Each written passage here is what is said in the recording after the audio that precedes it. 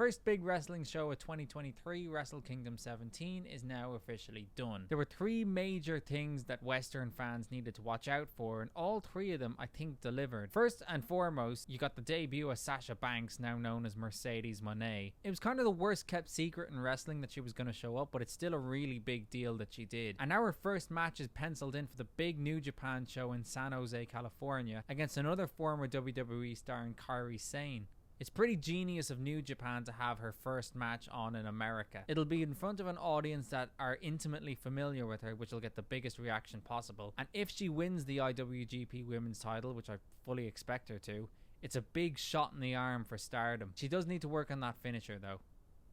That was ugly. Ospreay Omega was just as insane as I think everyone expected it to be. When was the last time you saw 2 lads standing on the top rope and then one of them hitting a DDT on the other one on an exposed turnbuckle? That sequence of words put together shouldn't really make sense, but it's what happened. But yeah, the match was obviously exceptional. The only little nitpick I might have actually is Omega winning. It's one of those ones where I'm kind of content to let it play out, but it did feel as though Ospreay winning would have been the right call given that he's the full-time New Japan guy. But these guys are so good at making you care about stuff that I'm willing to give it some time. And then in the main event, Kazuchika Okada is the IWGP champion again. I spoke in my preview yesterday about how I was worried that it would be a little bit predictable that Okada wins, but sometimes predictable can be a good thing. Paying tribute to Inoki with his gear was a really nice touch, and it was fitting that the Inoki of the current generation, Okada, would win the title on this show that was dedicated to his memory.